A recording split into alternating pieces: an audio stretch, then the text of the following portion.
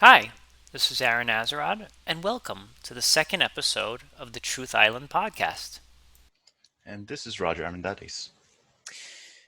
In our last conversation, we asked the question, why is it that the smartest people in our world often are the ones not making decisions and not in positions of power?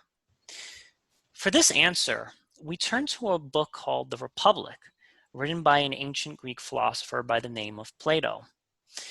In Book 4 of the Republic, Plato outlines the idea of a philosopher king or a group of people known as the guardians. The guardians, according to Plato, have been gifted with the ability to rule for the simple reason that they have a never-ending love of wisdom. In Plato's utopia, the guardians would naturally rise through the ranks and make all major decisions because their insatiable love of learning would always lead them to see past bias and all other corrupting influences that society often brings. And I also think that this is where, as much as I do like Plato, he becomes a little bit too optimistic of what humans actually are. I think with a lot of ancient philosophy, we tend to still, and it may be more of a cultural difference or maybe just a semantical difference of justice, but I do feel like humans normally can't quite live up to our ideals, right? And that's why they're ideals. And to then say that the ideal leader should have things like justice or be the embodiment of justice I think points to what we all want, but I think also points to a bigger kind of a bigger idea of like what authority is and what our leaders should be.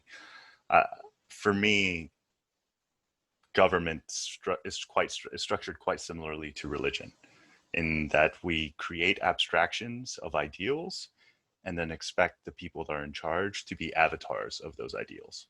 So, uh, for me, and this could be a little bit of a long tangent to start with, but for me, I think humans in general are always asking ourselves, well, what is authority? And I think we do that from the start. You're trying to figure out what is allowed, what is okay, and who should I follow.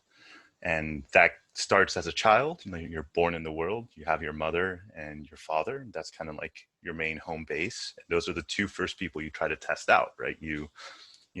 As most children, they'll grab hair, they'll poke eyes, they'll do everything, right? Like with a child, the reason we have to watch them is because they will literally do everything. They have no restrictions or guardrails on their behavior. And then slowly, through positive and negative reinforcement, we teach the child, it's like, okay, you can lightly slap me, you can't poke my eye, that's not okay, right? Like, but we can play, we can do. And then as you grow into an adult, assuming you're actually socialized and did learn what is acceptable and was not, and especially correctly, the government or the state then becomes the next parent that's functioning in the same way. And so then the question becomes, with almost all ideologies, like, okay, who makes the rules and why are those the rules? And I think that all gets derived from, well, what it is we're trying to do. What do we care about? What is the state trying to do? And I think Plato's idea here of, well, the main thing should be justice. Um, we can definitely get into it more, but I think that's it's one that for some people will sound great and for other people will not. And I think that's the main issue, is that I don't think any of us feel like we don't all have a collective value, right? All humans are going to value things differently. Yeah, there's a lot of people in our society, for example, that would say something like compassion or empathy Mm-hmm. is the strongest virtue, not something such as justice, which can be very harsh at times. I think Plato believes that the standards you hold yourself to. So if you believe that the world ought to be just, then you in turn act just. He actually gives the example that when you've been wronged in this world, you run towards justice. So just imagine like your purse or your wallet was snatched. You run to the police. You run towards justice. You demand that that's rectified. But let's just say, for example, you're cheating on your taxes you actually run away from justice. You hope that justice doesn't find you. You hope that some accountant in the IRS doesn't find that you've been skimping 5% every year. So I think it's that relationship to your behavior and what you believe in and how, in fact, you will govern. Yeah, and that's actually a really good point, because that's essentially what children do when they cry, right? Like when a child cries, it's a cry for authority. It's a cry for a third party to resolve something that they can't. I think so. I think that's inherited within us, and I'm not by any means calling anyone childish. I think the behaviors that we exhibit as children just become more complex as we grow older, but they don't go away. So I Mm. think the idea of like, yeah, like for example, getting robbed and you're not strong enough to take it yourself, or don't have the capacity to take it yourself, then stops you from being able to take action yourself, which then requires a third party that's, the Leviathan, right, that comes in and then hashes things out. I guess for me, yeah, I guess I would like to ask, what's your concept of authority, or what do you, for example, let's just see if me and you differ in this. What do you think should be the ultimate value of society? What do you think would be the most valuable aspect of society? I can't say justice 100%, but I am in agreement with Plato that it is one of the top virtues out there, of the ones that he outlined. And I would say that if you seek justice, it shows that it kind of encompasses the others. It kind of encompasses courage.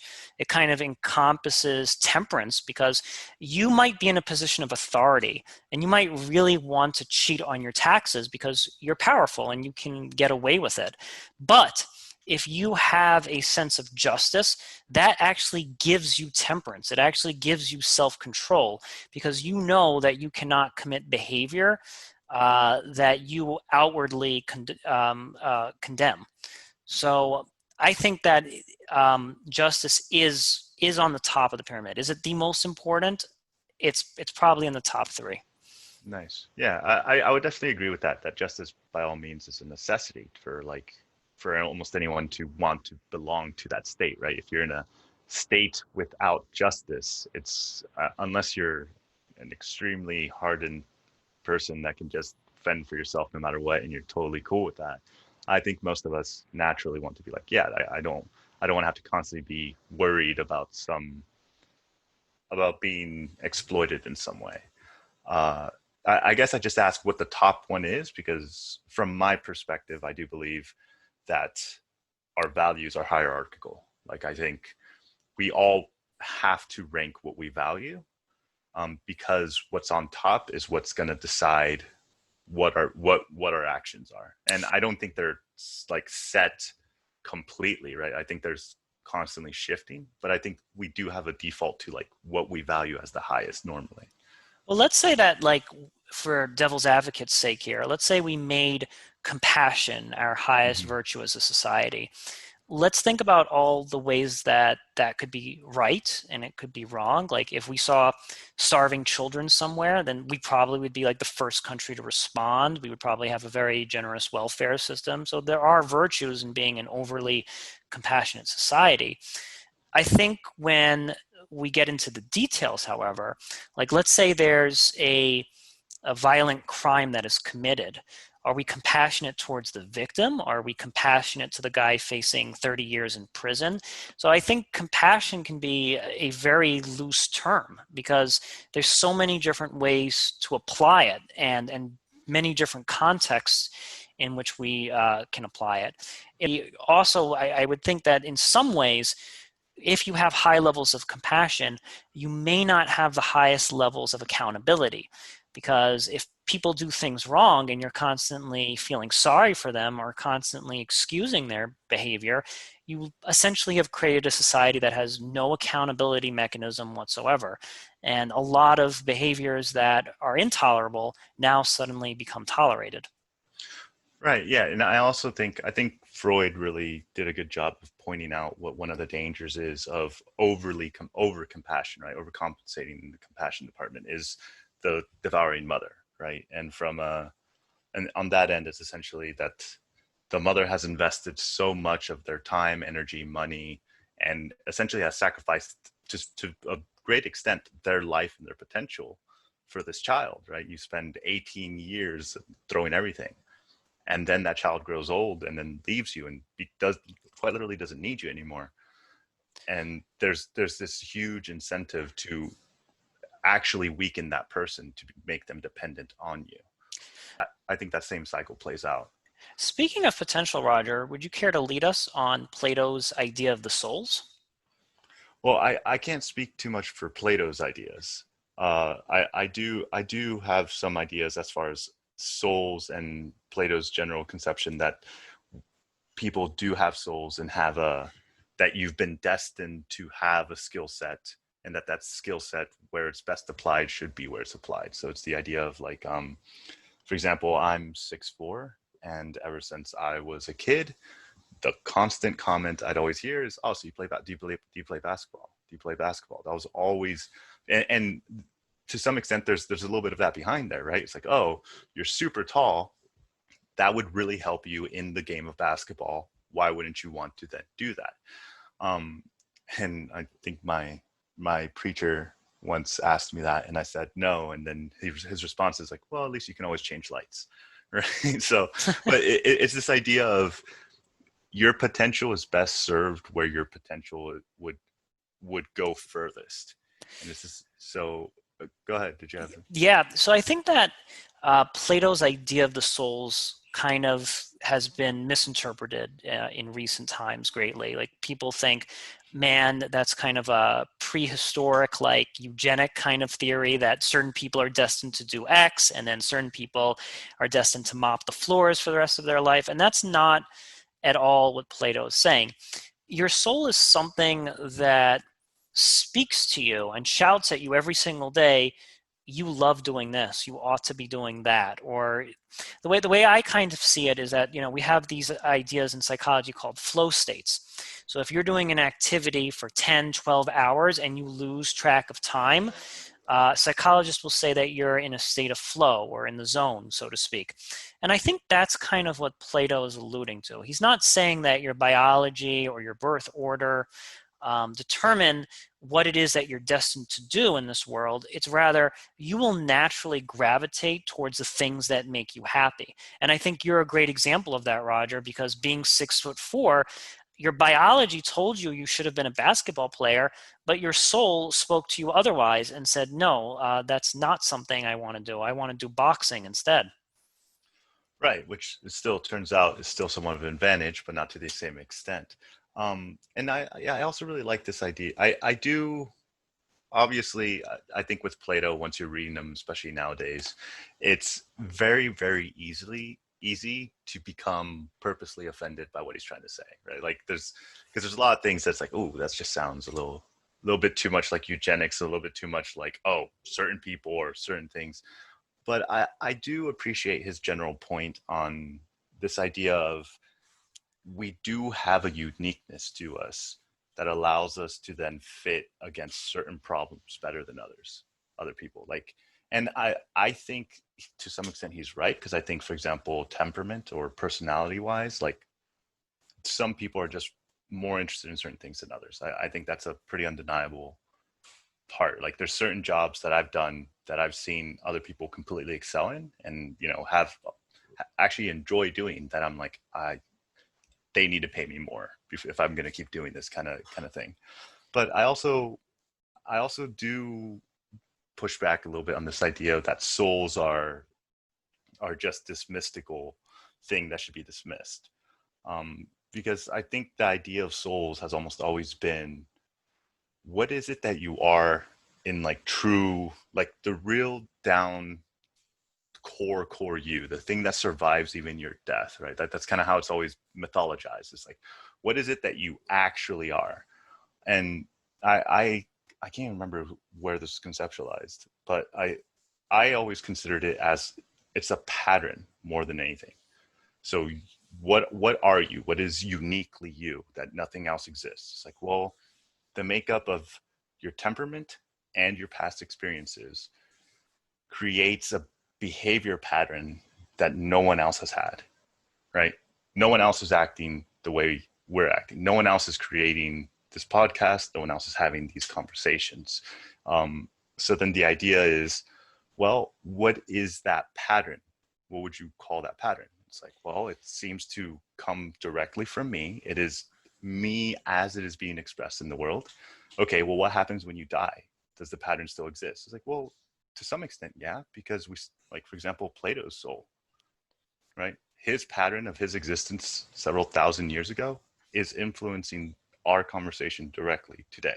Sure. I mean, I would, in terms of like the whether you can find the soul in the body, I'm not Mm-hmm. too much concerned with that. I think Plato also in book 4 uses the word desire, and in Buddhism desire has a really negative connotation, but for Plato it's a really positive word. It's like the desire, like what is your desire to find meaning out of life? What is your desire to do in this world? And like for everyone on this planet, there's a different desire that will put them into the zone or put them into flow. It could be playing basketball, it could be having podcasts, it could be doing boxing and so forth. And he actually connects us to the idea of justice because he said it is a grave injustice to force people to do roles in which they are not suited for in terms of Mm-hmm. their soul. And I couldn't agree more with that. Like we definitely live in this world where we idolize the Renaissance man, the man that can speak 5 languages, can then paint a nice landscape, cook a wonderful four-course dinner, and so forth. And Plato kind of gets us. He says, no, like we're not meant to be Renaissance men. There might have been a few in history, but most of us have very, very special proclivities and special interests that we like to pursue. And it is like one of the most gravest injustices to not let people pursue what it is that they're passionate for. Right, which is actually interesting because that's kind of also Marx's general criticism. First and foremost, like Marx's criticism of the capitalist system is that it alienates us from our work, right? It is that it creates something that humans normally used to do as a self-defining expression and makes it into just a pointless task that we're done for someone else's benefit, essentially. So I can definitely appreciate that. Though for me, this is where Plato gets a little weird for me because for me, if like the guardians that he's talking about, like, well, okay, but aren't they the ones that are just seeking all wisdom, which then requires that they become essentially Renaissance men, that they essentially seek out all the information that they don't know and like seek out the unknown as like the best quality. But I also think that that isn't something that a lot of people do, right? I think I think that really gets into artists and what they're doing because an artist is almost always If I could interject good. for a moment, I think that Plato would argue that the philosopher kings who are all seeking in wisdom, I don't think that Plato expects that the guardian is going to know how to make a perfect bowl, for example, or be a perfect warrior. However, their wisdom will be so powerful that they will concede that knowledge or wisdom to a person who does specialize in that field and then seek counsel for it. So I think that if you're a guardian and we're about to go to war and I'm not the best warrior, I will then sort of learn from the greatest warriors what's the best battle strategy to take. Yeah, I think that's where it gets iffy on my end because then because then all what that is the leader is always putting it, it's almost as though the leader is much more the selector of authority than the authority themselves or herself, right? It's like the I mean, I guess to some extent that makes sense, right? It's like the person in charge is actually selecting who is the selector of who should be in charge depending on the situation. So So like, they're selecting the greatest specialist, and right, I yeah. think that's a good point. He doesn't mention this, but perhaps one solution to that is maybe within that group of specialists, they put forth who they think is that best specialist. So if you ask, like, if you take, for example, like UFC fighters, for example, if those UFC fighters all agree that this is the best fighter, then we could say that that person is. Or if we have scientists who are debating something like climate change, if all the scientists kind of come together and form a consensus, like this person over here is the leading figure of authority, then perhaps the guardians will listen to that person. But I get what you're saying. Yeah, it can be Well, confusing. this is actually perfect because exactly what you just described is my idea of where we derive authority, which is the dominance hierarchy. Mm. Right? The very fact that, like, okay, we're at a war. Well, who do we want making the calls? Well, who's best at war? Right? Like that is the qualifier. So it's like, well, how do we find that out? It's like, ask everyone who knows anything about war. Have them all basically vote to some extent, or push someone up. And it's like whoever they choose, that's a decent bet, or at least our best bet if it's all working, at least a decent bet if it's if the system's corrupt or the hierarchy's corrupt. It's like, for me, I think that's how we're functioning, even just as primates, right? Like anytime there's a situation, we all kind of look around and are like, all right, who's the best among us? I think with our political system, it gets a little iffy because you have a lot of corruptive powers there, just like the party system, the electoral college, the money in general. But I think we do that even just in like at a local level. Whenever any new situation happens, we kind of always look around each other and be like, all right, who's the best set to like handle this situation? And then the group's kind of like, okay, you're the best one at this. And I think that's just how humans function. I think that's why, for example, democracy is such an attractive thing to us, because it's like it's all of us voicing. It's like we all agree this person should be the one in charge, and another group will form and be like, no, this person should be the one in charge. It's like, well, let's just go with who has the most, in like who's won over the most people. But then that leads to a lot of other problems, in my opinion. I think this kind of puts, like, even though courage and wisdom are both leading virtues for Plato, I think one of the issues that you come with is that the most courageous person may not always be the wisest. So the courageous person might step up and say what it is that's on their mind, and they may even refute experts and be like, no, I and I alone have the answer, or my team of experts have the answer, and they may move forward with their agenda. Whereas I think for Plato, though, if you have that supremacy where your love of wisdom kind of overtakes your courage in a sense, you're going to naturally flock to people who know things that you yourself don't know. And I think in our popular culture, I think like the last president that apologized for anything was John F. Kennedy for the Bay of Pigs. And people love that about him. They love that he didn't know something and that he screwed something up. And like for a president to say, I don't know, is like has become the greatest taboo of our society. But a true lover of wisdom would be, I really don't have the answer to that. Bring me the expert that does. I think that's a good point. I think uh, I guess my biggest issue is just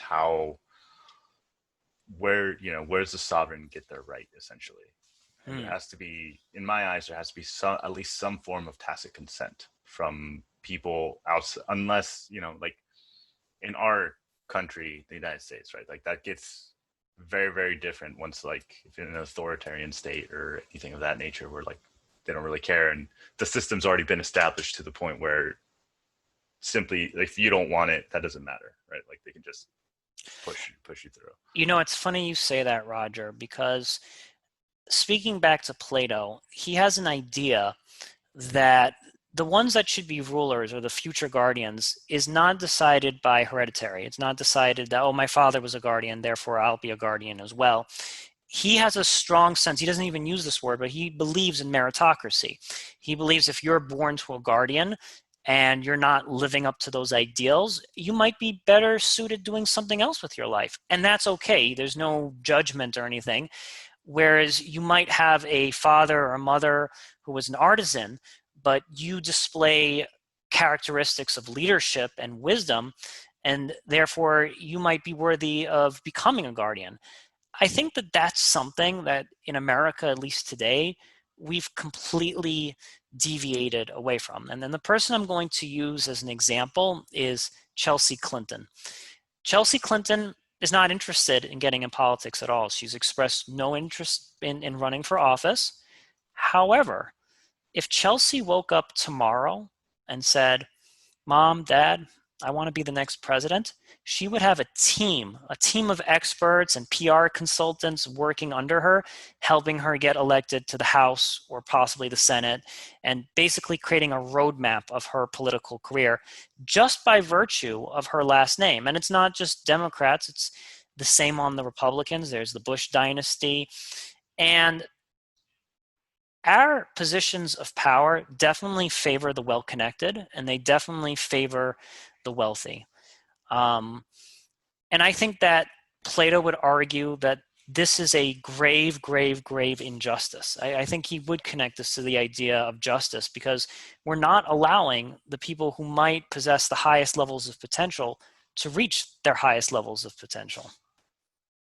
Right, and I also think that there's just so much of the system that's already been corrupted from the inside that doesn't necessitate that we should get rid of all of it, right? Because it's still functioning decently, and by decently as I'm comparing it to other governments in the world, not to my ideal, because by my ideal standard, obviously it's trash, but by what everyone else has been able to pull off, it's like it's still all right. It's not the worst, but it's definitely not the best either. um but I guess for me, I think the information age has really changed the dynamics, and I think a lot of our rules haven't really considered what that information age does. Because, like Chelsea Clinton, for example, the reason she would have at least a decent potential simply by name recognition. She's a brand, right? Like immediately you know who she is. You know about her, though most people don't know. You know who she is even though you don't know anything about her, essentially. So when it comes to voting, especially people that feel it's their civic duty to vote but haven't bothered to really know who's really running or really care, it's like, well, it's just someone I know. And you're always going to go with what's known over what's not. No, exactly. And I think that this is a great perversion of justice because you essentially have a pseudo monarchy forming. Whereas if you look at the example of King Louis XVI, for example, was he a bad ruler? Was he a bad guy? Probably not a bad guy, but definitely not suited to be a ruler. But if you look at him, he didn't really have a choice. He was born into that role.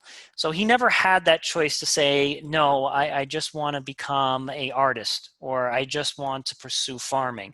He was never given that choice. And that's an example of when you have a soul which is slated for something else, but then society forces you to do something that you weren't equipped to do. Right. And then it also gets, yeah, it gets into messier things like, well, who is supposed to follow their soul, right? Is it just the politicians, or should it be everyone, right? Like that's like if I just want to go to art school and, or more realistic, more honest, do a philosophy major, right? Like you're always going to run into that problem of like, yeah, that may be your calling, but also you're going to need to feed yourself. You're going to need to function within a society that may not value the things that is your calling. Ah, now I think Plato kind of has a built-in solution to this. And he believes that the members of the guardian class should not be the wealthiest members of society, and neither should they be the poorest. They should be somewhere in the middle.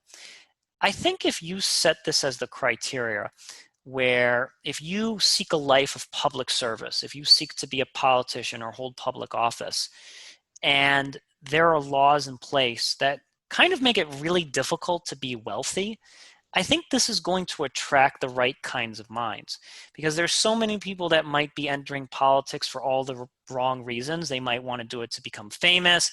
They might want to enrich themselves. They might want to use their political connections to further their business ends.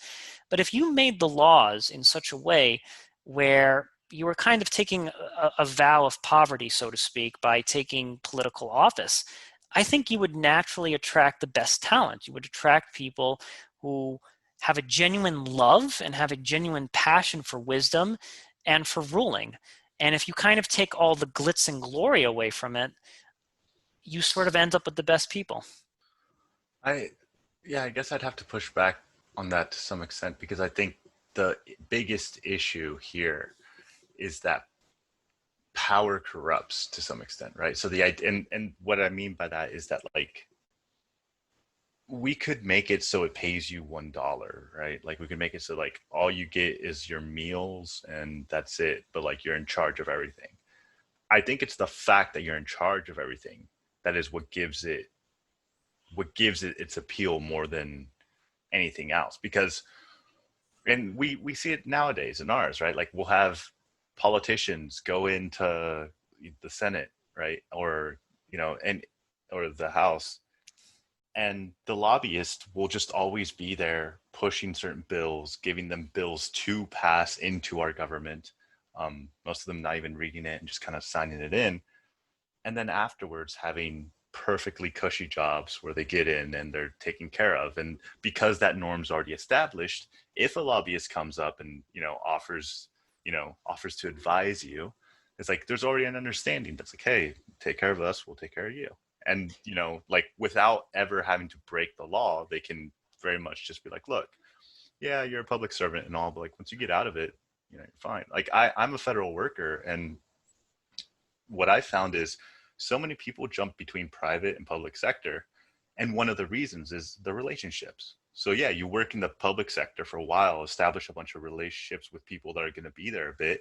And then when you go to private sector, now you have a personal connection with the people that are working within the government. It's like, okay, technically not illegal. Everyone's allowed to have friends, but if starts to become the norm, you're starting to corrupt the system, and that, like, it's inevitable that it's going to start to get corrupt, just because, like, hey, I worked with you for like 2 or 3 years. Yeah, I'll hear out your contract that your company's paying you like 3 times my salary to push on me. Like, you can start to see very quickly that the influence of power alone just opens itself to an opportunity of corruption. I 100% agree with that. But I think, as the founders did with our federalist system and checks and balances, if there was full transparency, and we can debate how something like that would even be possible.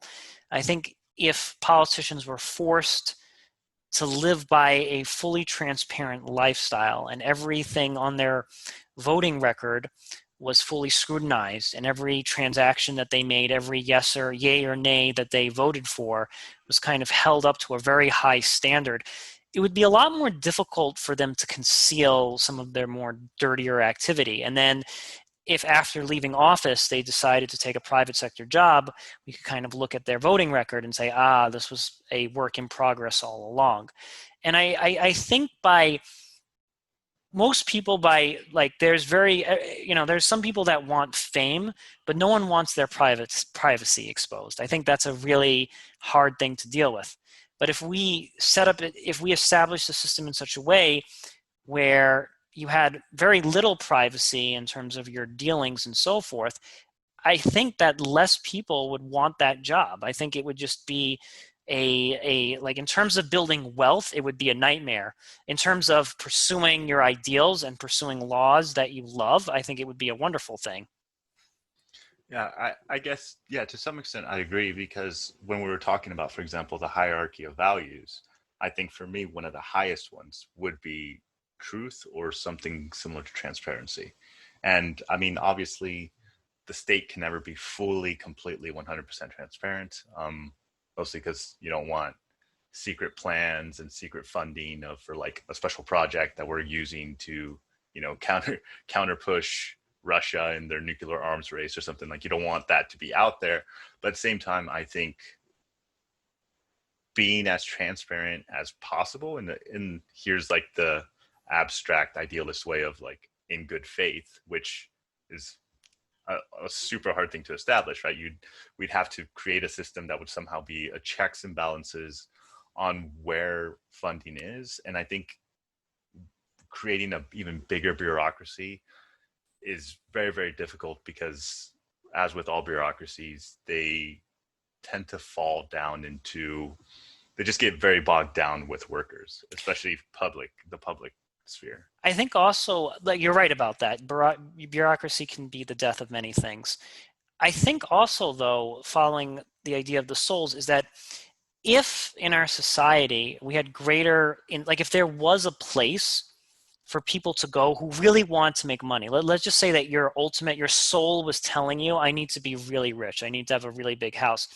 If we had opportunities that were specifically designed for that, like working in finance or working in banking, and your main objective was to be a rich person, you could do whatever it is that you want, and your dealings could be a little bit more secretive, and you could have that privacy. But if we just made the road of being a public servant really, really, really difficult and just not all that fun and not all that pleasant, I think that those people who really want that wealth would go the route of banking or finance, and the people who really kind of want to make executive decisions and make great laws and kind of govern would do that, and they would choose the harder road, which is less glorious or less kind of hampers their ability to generate wealth, and they would just go for the easiest path. If your ultimate goal is wealth creation, if your goal is wisdom, well, then it's no brainer. You're going to go the way of public service. Yeah, I think within our current capitalist society, I think it's quite easier. It's quite tempting to just go for the money, even if you do value everything else, right? Like, because something that I've noticed, for example, in the federal government, is that the federal government, the way it's set up, ideally should be working the way you're talking about, right? You don't get paid nearly as much. You have really good benefits. You're going to be taken care of, but you're not making crazy money working as a federal job. You're making secure, steady money. And what you would think is like, well, then it's only the people that are wanting to stay there are going to do that, and that want to do good work. In my experience, at least, what I have actually found is this is what happens. People go into the federal government, and they're all kinds of different people. The people that don't want to be very effective, that normally don't do that much work, are like, wow, this is a really cush job. It's super hard to fire me. I get all the benefits I need. I get a constant paycheck, and I don't really have to work that hard. I don't have to do much at all.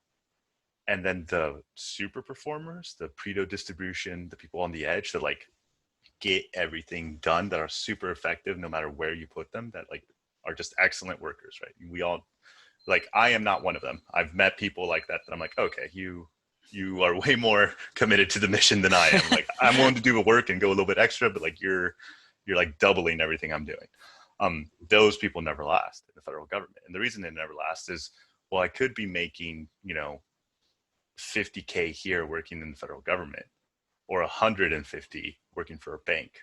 Okay, why am I still working for the federal government? Like, and then you look over to the next person that's making the exact same amount of money and doing like 1/3 of the work that you are. And because of their temperament, like they're people real high conscientiousness, the people that are busybodies, and if they were left to do nothing, they would go crazy. Like, that's their torture, right? You just leave them alone and they'll be like, no, I need to be doing something that's useful, something that's productive. So like they almost always leave. And the reason, and like it's reasonable for them to leave, because like you're not being compensated. You're being compensated as though your value is that of the person next to you, when really the bank is like, oh, we got way more money and we could put you to way better use to create much more profit. Come this way. And I think that's the brain drain from the federal government that's been happening. Yeah, I mean, I've sort of, I work, in the public sector as well, but I've also heard stories in the private sector that there's also a lot of corruption that goes on there. There are people, Naturally, yeah. I've had so many friends that, were temps or were entry-level employees, and their bosses, basically, grinded them into salt. And then after 6 months of working 14-hour days, just fired them or laid them off and hired some other eager person to come take their place. What I think is going on, both in the private and public sector, is that there is large-scale corruption going on, where we're not valuing the people that have the values that we want to be calling the shots. I think that there is nepotism going on. If you come, for example, from a wealthy background, certain industries just want to hire you because of your connections. For example, in the insurance industry, one of the questions they'll ask you on an interview is, oh, where's your family from? Where do they live? And this is just kind of a backwards way, a backdoor rather way of assessing your social class to see who you could then sell to and be like, oh, okay, you can sell to these people, or this person might come on as an investor. So right off the bat, you're sort of valuing and prioritizing people who have name recognition, wealth, and we're not necessarily recruiting the best from the philosopher class who actually want to work really hard and actually want to seek wisdom. Yeah, well, I also think it's just from their end, they're hiring the person that serves them best for their end goal, right? Like it's like their end goal. I mean, especially for example, like the insurance company. The insurance company doesn't isn't that interested in, seekers of wisdom. Like they're interested in people that can push insurance, right? Like as the best that you can, if that's the position.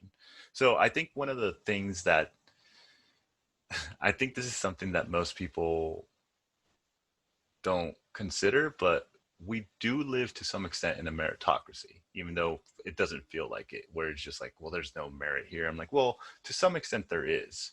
But the problem is most of us don't agree with the merit that they're putting on us, right? Like when you say it's like, hey, I don't think it's very fair or cool that the insurance can look at me, kind of use some misleading questions to derive. It's like, well, where's this person's social network at? Could we sell to the people that he knows? Is he someone that we could leverage that aspect of them?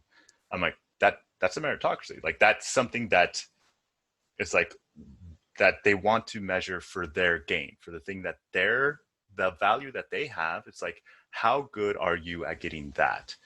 um so it's based on that merit. The problem is like, well, that's not the merit we want to be judged on. It's like, but is the merit the market will demand, and therefore it's the one that they're going to put on us, and or like any person that's trying to hire you.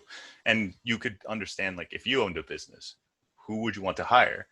The person that has great values, or is really hardworking on something that isn't going to make you much money, or the person that just has a disposition to be able to make you money, which is like, that's also where you get like Chelsea Clinton and all that stuff of like people that are super well connected.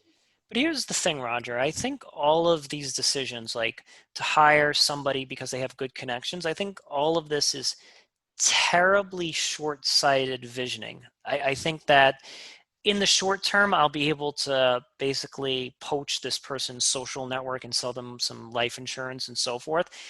But in the long term, I'm kind of stuck with an inept and incompetent employee that later on becomes more of a liability than they are an asset to me.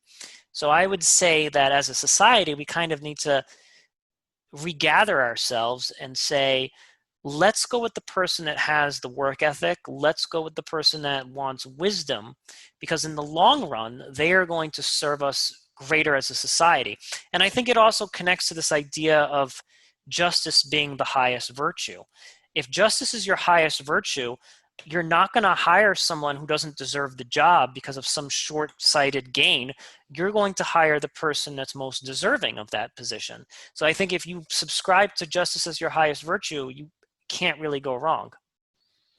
Yeah, well, I guess to me, to some extent, that's also the another issue that I have with that idea of like justice as the ultimate virtue, or even as you were saying, like the people that are going to work the hardest, for example, that quality of working hard. I'm like, well, we can measure that, right? Like there's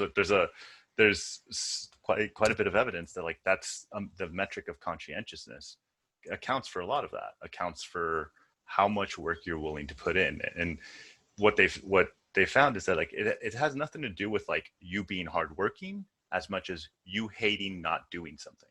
So it's a negative affect. Like you want to avoid not doing something. It's not so much that like working makes you happy, but like you just hate the crack of the whip. And for me, what I guess what I worry about, and what I think is happening more and more, is that we start to map that, and that then becomes the information of who gets hired, who gets to make a living. Because like my nightmare scenario is, as automation starts to pick up in our current society, more and more jobs get out, like filtered out, and companies have less and less incentives to just have a lot of people. So then they can get more and more picky as of who they hire. So this idea of like being able to identify, well, what traits do we want? Well, we want someone who's honest, conscientious, and is going to bring in a lot of value. Okay, well, we actually are starting to develop, well, they've already developed tests that can do that. It's like IQ test, personality test. The IQ it's not so much intelligence, just speed, like how fast you can think. It's more of like, that's the indicator. It's not so much, you can have someone with a really high IQ but doesn't know anything just because they weren't educated in that, right? And then conscientiousness and maybe orderliness of just in general, just like how you perceive the world, and that will get you far. Oh, and agreeableness, so that you don't have to argue with them, right? They don't like conflict, so they won't ask for a raise, and they'll just work themselves to death. It's like, to me, like once you start putting those values on there, especially within a capitalist society, it's like it starts to get, you can get, like you said, that idea of like seeking out only people that have a good network. Only that becomes like seeking out only people that have certain urges that you can exploit. With this idea of like personality tests and IQ tests and SAT scores and this, that, and the other thing, I kind of am of the opinion that most of that stuff is sort of a waste. And then the reason I've come to this conclusion is that people naturally gravitate towards what they're good at. Like if they love something, I don't need a personality test to tell me I love philosophy. I don't need a personality test to tell me that this is something I might be good at, or this is something that I'm interested in. Like we all want to become kings of our respective domains. Like we search our entire lives to say, man, what dominance hierarchy can I rise to the top of? And I think it's just it's exposure. And I think once we find something that we're really good at, we tend to stick with it, and we tend to spend intense levels of energy. And I think that that is a version of the soul speaking to you. The soul, by rising to the top of a specific dominance hierarchy, is your soul's way of saying, this is where you belong, this is what you were meant to do. So if I decided I wanted to become a physics major, but I just suck at physics, and it took me like 2 weeks to solve a problem that all the other kids are taking, an hour to solve, then my soul is telling me that's not the direction you ought to be heading in. Your soul needs to be geared in a different direction. And I think if we, as a society, kind of recognize that, we might have more avenues for people to kind of rise to their highest potential.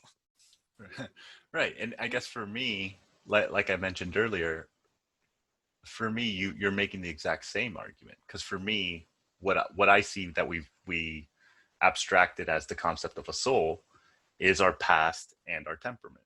So like when you say, it's like, yeah, if you go to a physics class or like theoretical physics class, and you're like, I have no clue what this is, and I have no interest in learning any of this. Like internally, conceptually, you can be like, yeah, it's my soul telling me that this does nothing for me.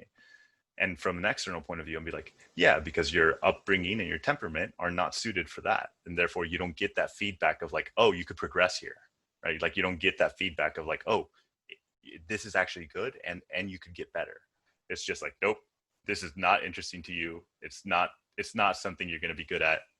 Abandon this project, go find a better one. But like I actually think we're to some extent in agreement there, because I like I said, like I do think it plays out in the same way.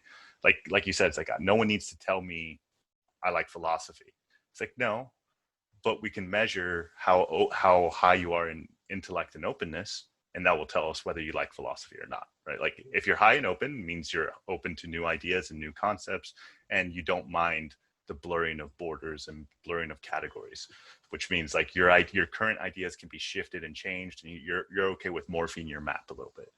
And then being high in intellect just means you're more drawn towards abstract ideas over just practical ideas. So then it's like, yeah, well then I can spend my whole time thinking about all these abstract ideas, and someone who's low in intellect may be like, yeah, cool, you have all these stupid little ideas. Do any of them do anything in the real world? That's the only thing I care about. Why are you wasting your, but for me, I'm like, yeah, that you can call that the soul, or you can call that your basically your base settings, right? Right. Yeah, and I think that for people who don't know what their soul is nudging them to do, those tests could, like for someone who's just has no idea what direction they need to go, then those tests might be able to push them. And that's a good point. They might push them in the proper direction. Right. Yeah. If you've just never been exposed to philosophy, like for me, like I wasn't until I was like 16, 15, and I was like really depressed and couldn't really find, like I had all these ideas, but I didn't know, I felt very alone. And it wasn't until I was exposed to philosophy, I was like, oh, here's other people that are thinking about the things that like similar to what I'm thinking about, or at least are interested in talking about these kind of things. So speaking to the much more difficult question is, how do we get people's souls aligned with positions that they're well suited for? Because in our current society, we do have like the 1,001 people that are standing in line before you. So let's just say that you're a kid that's born in a rough neighborhood, but you really have great ideas. You really want to be a philosopher, and you have a pretty open mindset about ruling the world. But then you have like a Chelsea Clinton standing first in line way ahead of you. How does our society recalibrate itself? How does it rebuild itself so that we can arrive more closer to where somebody who has the right aptitude can get to where they need to be?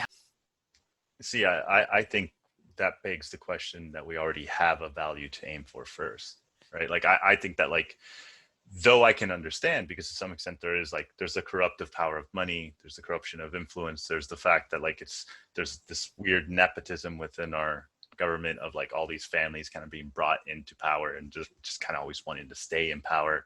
And then there's this, elite, ultra rich class that seems to have a massive influence on all of this.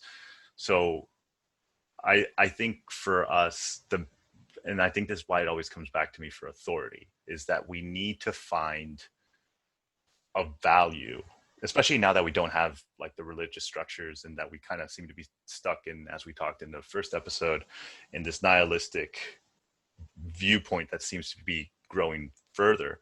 We need to agree on a value that, if not the top one, at least is one that should be held highly, right? Like that we can, to the most part, mostly agree. And I think I can understand why justice would be one. I fall a little bit more with truth or transparency. And the reason is it's kind of like the scientific justification of like, it allows itself to be self-correcting, right? Like if it's fully truthful, or even if there's a promise to be fully truthful, well, one, if they're not, then it's like, okay, well, you lied. I can hold you accountable to that. But two, if they are, everyone who is interested in knowing what is happening can see what is happening, which then gives a better faith to the system and also informs everyone on what could change and what needs to change. So I think like full financial disclosure, like the minute you choose to do public service, like full financial disclosure needs to be a requirement, at Well, least for like anyone with power. here's a good image. So maybe we see Justice as being the knight. He's the in armor. Justice is completely in the knight, and his sword is the truth. So he's basically, he represents justice, but in order to arrive at a just society, everything must be completely transparent and everything must be completely truthful. Otherwise, you cannot have justice. And we could lump truth and wisdom into the same bucket, but I think that like if the goal is to make the world a just place, we all want to live in a society where you can honestly look your kids in the eye and be like, if you work really hard and you have a passion for this, you will get somewhere. Like we all want that kind of vision to come true. That would be like a perfectly just society. And the only way that we can do that is if we are fully truthful with the world that we live in. If we're not fully truthful with the world that we live in, we can't honestly look a young kid in the eyes and say those things.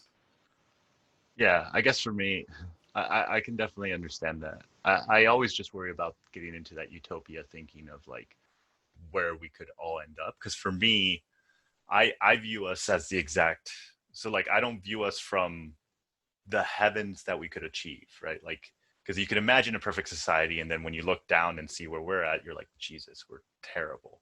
Um, I actually find it much more useful to start from where we are currently at and look at everyone else. Like, forget your ideas and your goals, because those, it's like, yeah, I could just keep looking higher and higher and higher, and I could tell, say it's like, oh my God, like those things, they're in the they're in the clouds compared to us. It's like, yeah, sure, but we're not there yet. What do we got working? What works? What doesn't work? What have other countries done, and what's worked there and what hasn't worked there?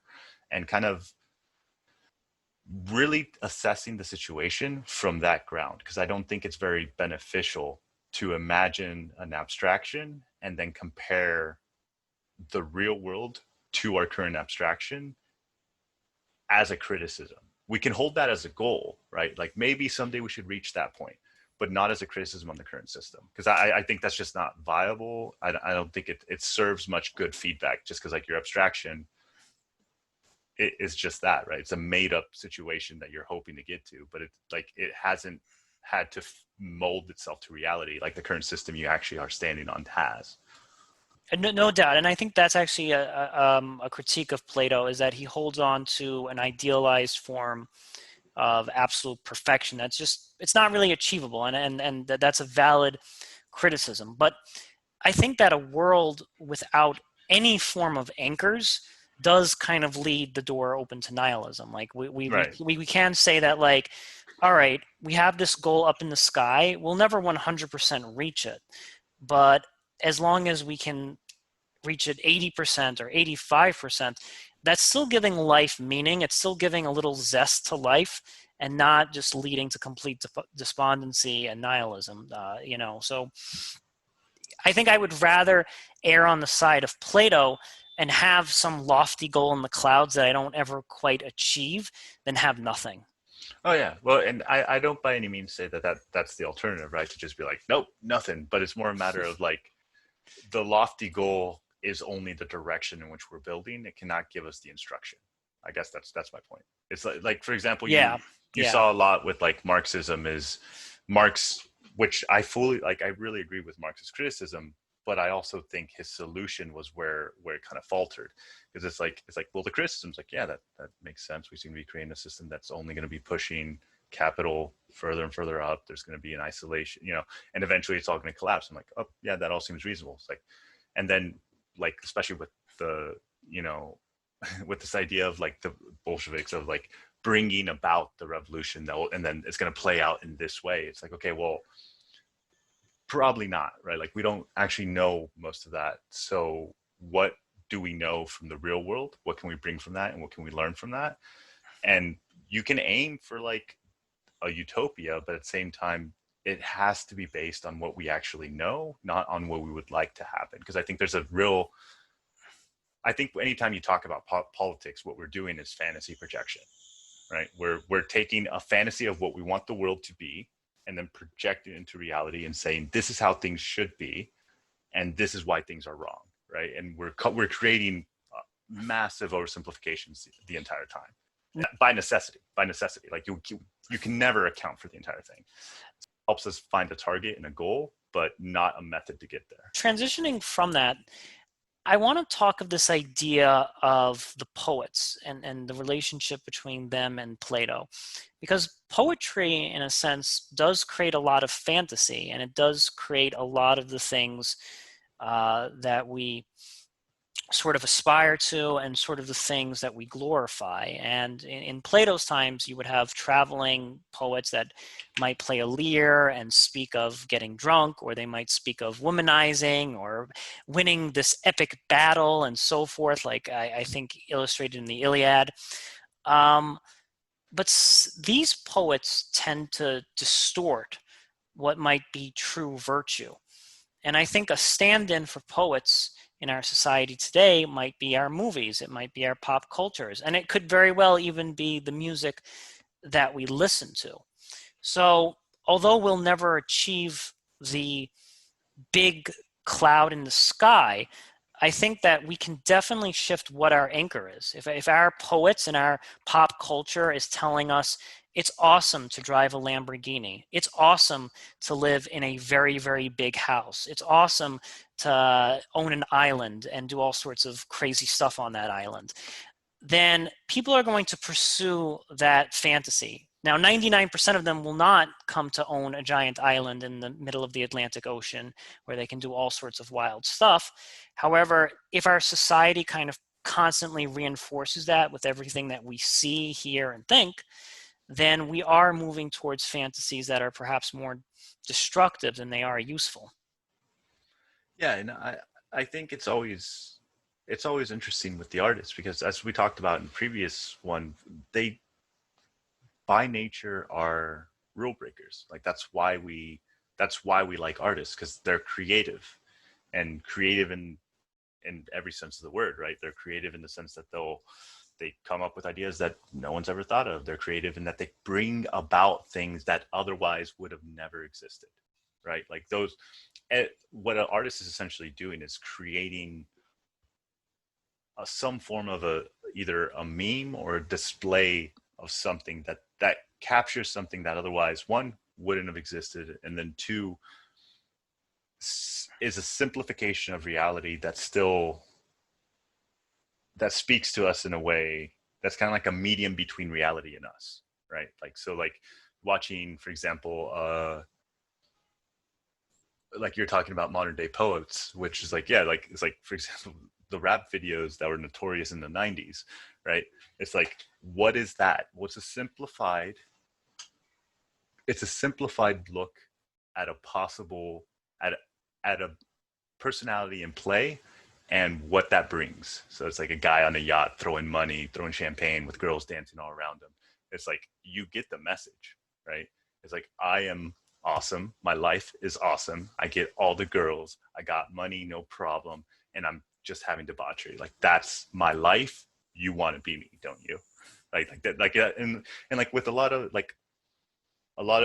hip hop and some of the, especially 2000s, was kind of the showboaty aspect of that, of being like, yeah. And I also think that that comes from the culture of like we were saying, fantasy projection of like, well, if you grow up and you don't have much, what is your ideal situation? It's like, well, that I would have everything. It's like, well, what would that look like?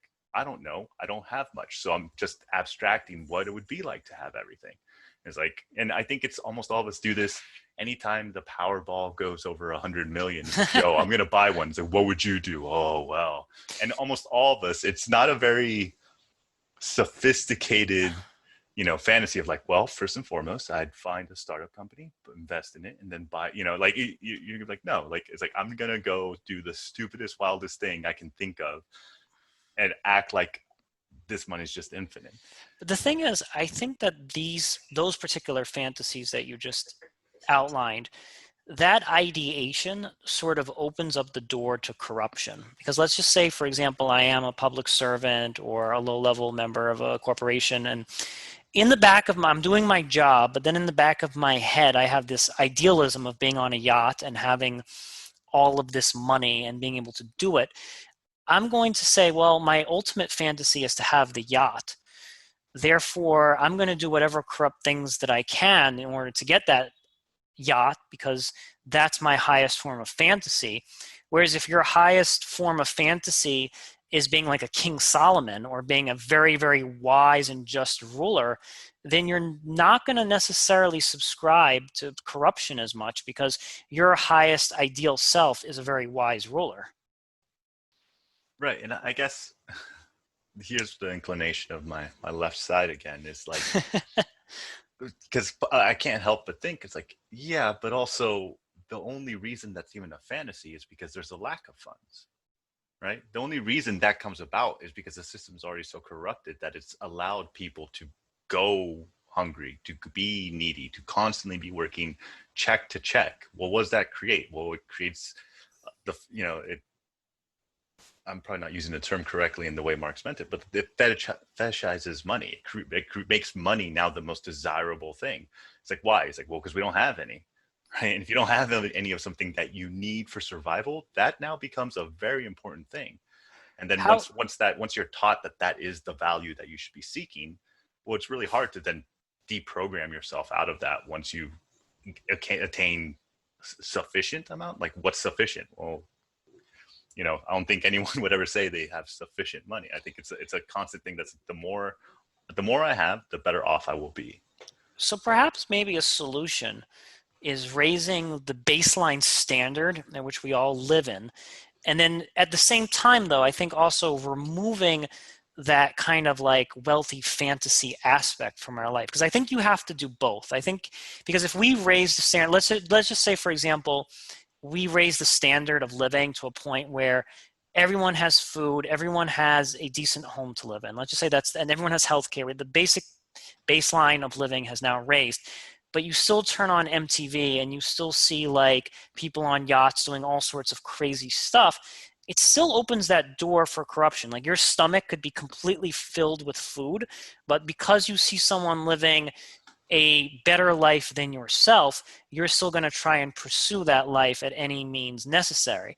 But I think if you raise our baseline standard and sort of show more people who like if we kind of highlight more brilliant scientists who aren't necessarily like the richest people in the world, but their work is so pioneering and so awesome that it's like helping humanity, and those were our icons and those were our heroes, then I think we could definitely change what we value and what we focus on as a society.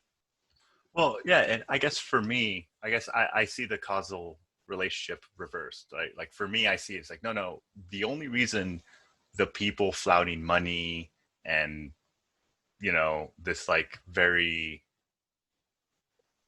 juvenile, like teenage fantasy of like, what would you do with, infinite money? It's like, oh, just get yachts and girls, man. Like very like bro-y idea. It's like, well, that's only appealing because the possibility of that is so impossible in like for most Americans, right? For most Americans, it's like I only actually want that because I don't have any money. And because I don't have any money, I'm not very competitive in the dating market compared to someone who does have money or at least does have an education or does have a career in some sort. Like those things all increase your status in the hierarchy, right? Like it's like if you're well educated with a career and you have at least decent money, like the chances of you being able to find a partner are decently high. Whereas like if you're unemployed, high Mm. school dropout, right, and you don't have many marketable skills, it's going to be a little bit harder, right? Like it's You know, it's funny you mention this, Roger, because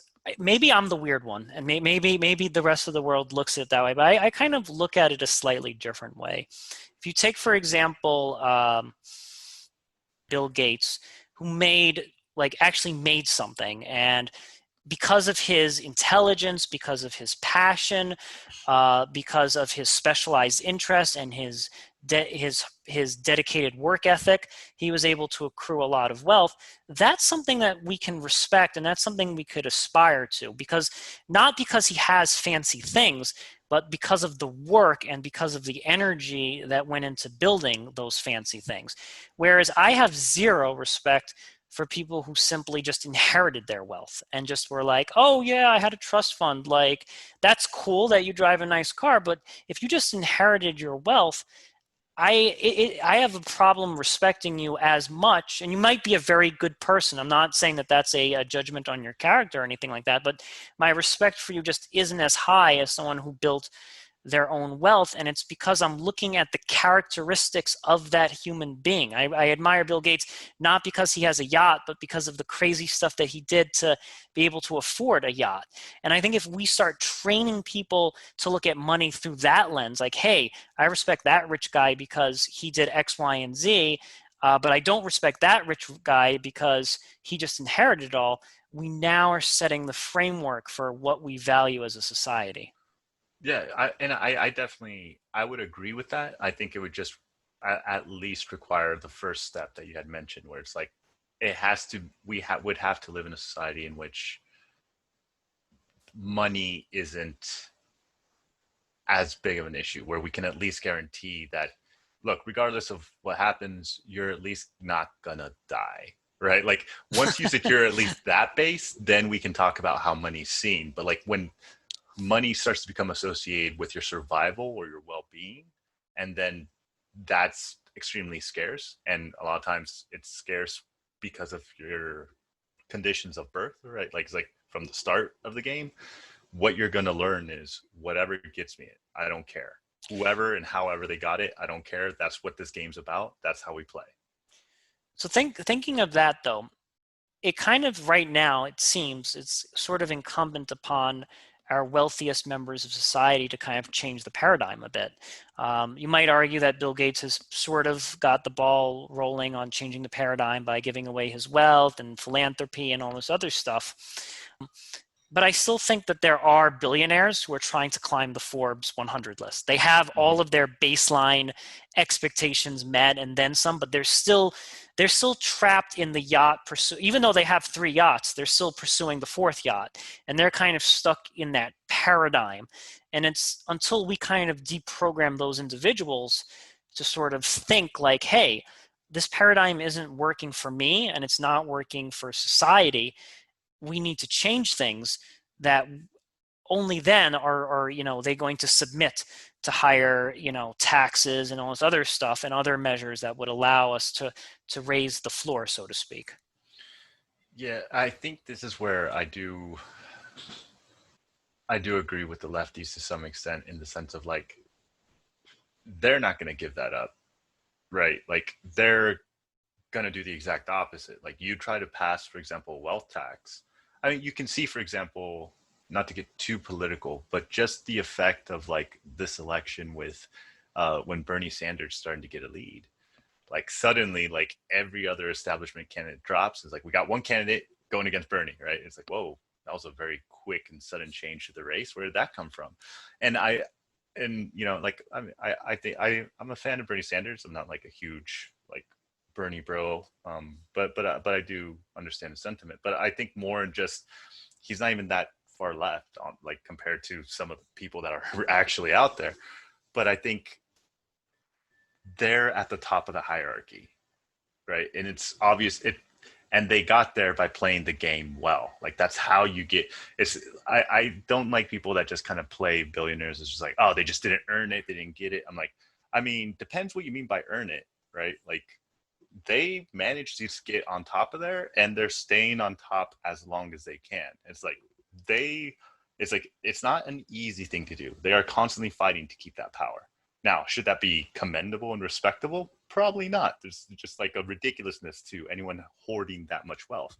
It's like, but that's also what they're programmed to do, right? Because that's what they trained themselves to do. That's how they got there in the first place.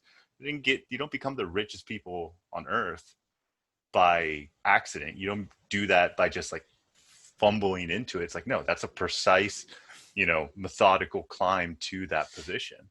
But I think that is, I like the word that you use. You said they're conditioned to do that.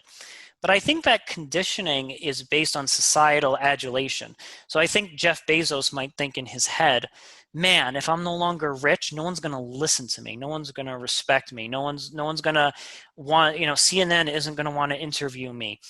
But I think if we change the paradigm around, where it's like, wow, we like your characteristics. And even if you lost all of your wealth, even if you lost every penny that you ever earned, we like your character, and we like the gumption, and we like the intelligence that it took to build a company like Amazon.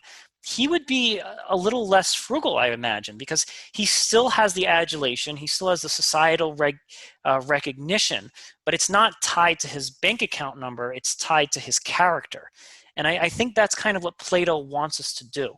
He wants us as a society to applaud and reward individuals that are of outstanding character. And if that outstanding character leads you to become wealthy, that's fine. Like you can't, I'm not saying you can't have both. But what I'm saying is that right now, our current paradigm, our current way of looking at the world is that wealth equals great character. And once the wealth's gone, that's some kind of lapse or some kind of flaw in your character that made you lose all your money. Yeah, I mean, I guess for me, it's one of those things where it's like, is there anyone that's broke that we respect their character? I would say that, like, I mean, I'm not saying broke, but like if you look like at Martin Luther King Jr., for example, do we respect him because he was really wealthy? I'm sure he had an okay house and basic Well, necessities, but he wasn't a wealthy guy. Like, I think we gave him a national holiday because of his character alone. So I would say that's an example of somebody that, I'm not saying, again, Plato said that extreme poverty, like extreme poverty that prevents you from doing anything. Like if you have no Wi-Fi, and I guess in our world, we would say you have no Wi-Fi or something. That's considered like extreme poverty. But if you're coming from extreme poverty, that's not necessarily a good thing. But I would say if you're of modest middle class means, we can still respect you a great deal. Yeah, I guess more my point was once the public begins to respect anyone in a consistent way, not just like 15 minutes of fame way, right? Where you're like, oh, you're cool, and then we forget about them. But like someone, like you said, like Martin Luther King or someone like that, naturally that then starts to push a lot of opportunities that maybe they won't take, but a lot of opportunities for them to then monetize that respect. So for me, I see it as I see the money and the respect somewhat connected, not directly, and not it's never a direct indication from anything, but it's more like a one tends to bring the other, right? Like if you have a lot of, and I think it's associated with power and hierarchy, right? Like the richer you are, the more power you have to create your will into the world, which then demands more respect. So like, yeah, go ahead. I will, I hear what you're saying, and there's definitely some truth in that. But I will say this: if let's say Martin Luther King Jr. or Gandhi or any of these other historical figures that we respect that weren't necessarily wealthy, I imagine if someone approached them with a business opportunity that forced them to compromise their moral integrity, they would decline that business opportunity. And that's the kind of characteristic that we need to kind of applaud a bit more. Like I think like for example, Robin Williams, who was paid large sums of money for the movies that he did, he said, if you don't hire like a certain number of homeless people, like I'm not doing this film or something like that. So that's like an example of somebody that's giving up money, like Disney wanted to pay him all this money to do X, Y, and Z. But that's an example of somebody like putting their character and putting their virtue above just monetary gain. And it's okay if your morals and your money align perfectly. That's fantastic. That's a wonderful thing to happen. But I'm saying we want to applaud characters that are also willing to forego money in exchange for pursuing their higher good.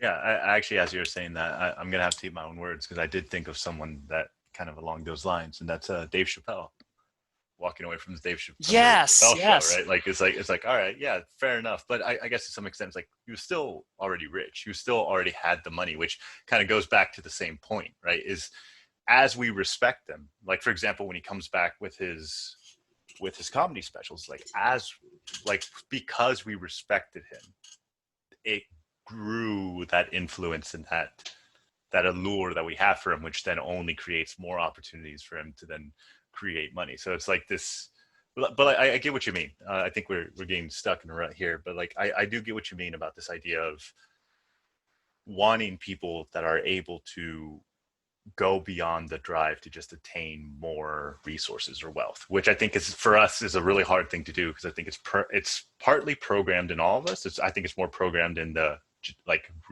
general resource category, things that will allow you to do what you want to do, and then money gets put into that as like this is how you do it and this is what's most valuable. All right, so So exiting our discussion a bit and thinking of this idea of justice being the highest virtue, what can we as a society do to sort of promote that justice kind of mindset?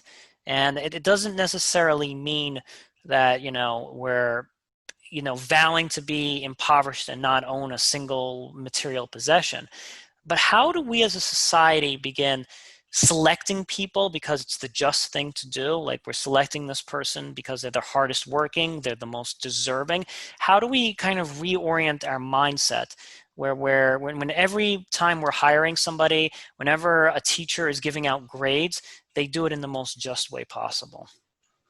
I think yeah, I guess for me, I think the closest we could probably ever agree with would be something like equality of opportunity, right? Like it's like everyone should have a fair shot to get something.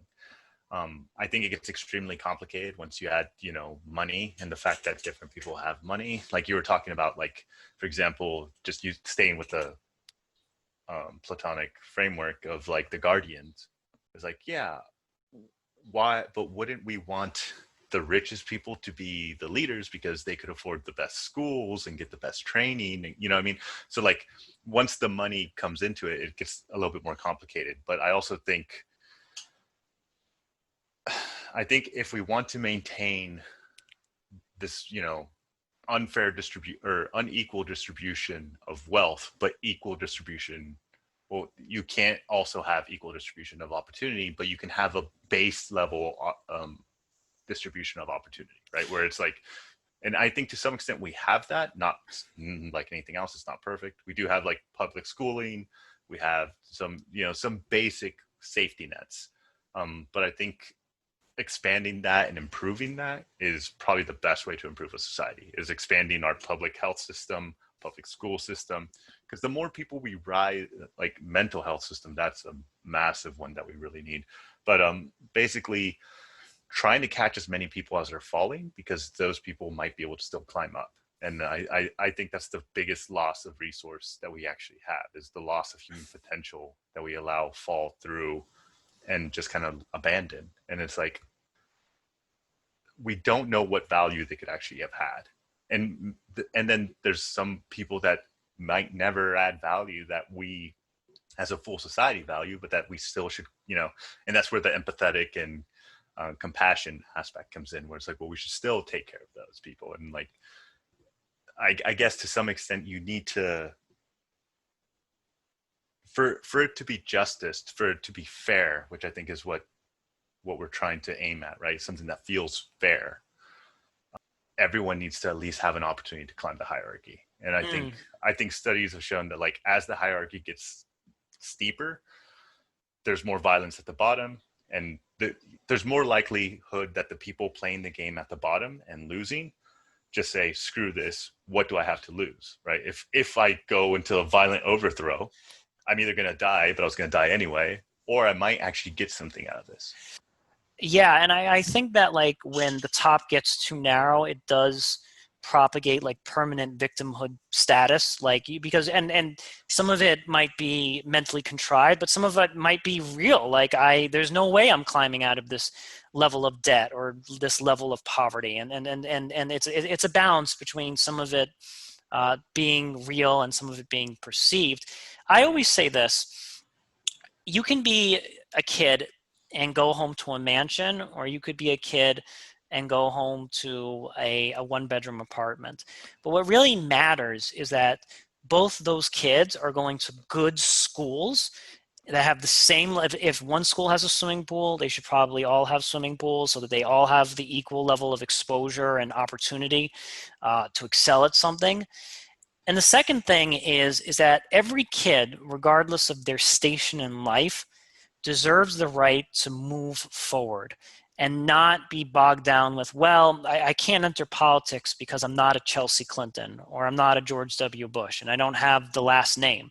You should be able to pursue whatever it is that you desire, and money and connections should not even be entering your framework, because we should be at such a level of meritocracy that you could, in reality, just be the best at something and move up and just really work that hard. And I would say that if we, regardless of the conditions that you raise a child, whether you raise your child in a rich household or a poor household, I think we will have arrived at a just society when we can look any kid in the eye and be like, yes, you can, in fact, achieve that. And I don't think we're there right now. Yeah, I mean, yeah, from my perspective, you're currently flying the high in the clouds, and I'm, like it's like from my perspective, I'm like, yeah, I mean, that sounds great, but the how is the biggest issue there, and the who pays for it and where this value comes from. But I do agree with the notions, right? I do agree with the general values of like, we should be aiming to try to give as many people as we can, and we should be trying to constantly increase the numbers, right? Like that's just a constant improvement. It's like the better we can make our schools, the better we are.